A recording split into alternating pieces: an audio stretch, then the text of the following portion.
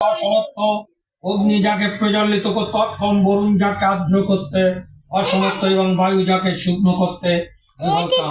তিনি বলেছেন, বহু বৎসর পাহাড় পর্বত ঘুরেছি, কিন্তু ঈশ্বরের সঙ্গে আমার দেখা হয়নি। আমি দেখেছি আমাকে, আমি বদ্ধ আছি কর্মে, অর্থাৎ সংসারে। সংসার বদ্ধ আছে আমার জিহ্বা আর উপস্থে। যে এই দুইটি সংযম করতে পারে সেই কেবল সিদ্ধি লাভ করতে পারে। লোকনাথ বাবা কাতর প্রাণে আশা সুধা বিতরণের জন্য কত বড়ই না বলেছেন, আমি পাহাড় পর্বত পরিভ্রমণ করে বড় একটা ধন কামাই করেছি। কত বরফ শরীরের উপর দিয়ে জল হয়ে গিয়েছে, তোরা বসে খাবি আর আমার নাম জপ করে পরিত্রাণ পাবি। আত্মনিষ্ঠ যোগই তোদের মুক্তির পথ। ভক্তি সারবস্তু, মন্ত্রটি হয় সহায় মাত্র। ভক্তিকে সম্বল করে এগিয়ে চল, তোদেরকে রূপবে কেড়ে, তোরা যে আমারই সন্তান। যারা ঠিকভাবে শ্রদ্ধাপূর্ণ চিত্তে আমায় স্মরণ করবে, তারাই আমার কৃপা উপলব্ধি করতে পারবে।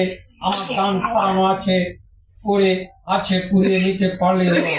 যা মনে আছে তাই করবি, কিন্তু বিচার করবি। ক্রোধ ভালো, কিন্তু ক্রোধাত্ম ভালো নয়। আগে খণ্ডকে জানতে হবে, কারণ খণ্ডকে চাইতে না জানলে অখণ্ডের মহানন্দে চাওয়ার ভাবটি আসবে কোথা থেকে। দিন দারিদ্র অসহায় মানুষের হাতে যখন যা দিবি তা আমি পাবো, আমি গ্রহণ করব, আমি ছাড়া যে আর কেউ নেই। পরম দয়াল বাবা লোকনাথ একদিন একজন ভক্তকে বলেছিলেন, ধার্মিক হতে চাইলে প্রতিদিন রাতে শোয়ার সময় প্রতিদিনের কর্মের হিসাব নিকাশ করবি। অর্থাৎ ভালো কর্ম কি করেছিস এবং মন্দ কর্ম কি করেছিস। ভালো কর্ম হলো জমা, আর খারাপ কাজ হলো,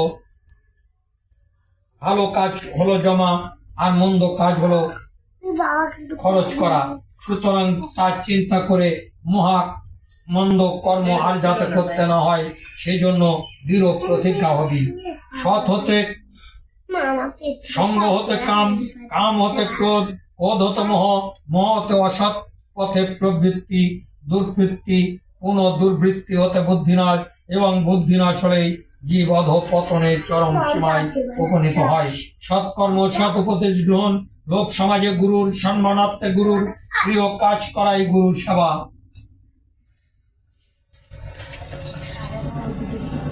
এত পাহাড় পর্বত পরিভ্রমণ করে দুজন ব্রাহ্মণ বৈষ্ণব দেখিনি। একজন মক্কার আব্দুল গফুর, অপরজন কাশীর তৈলঙ্গ গোস্বামী।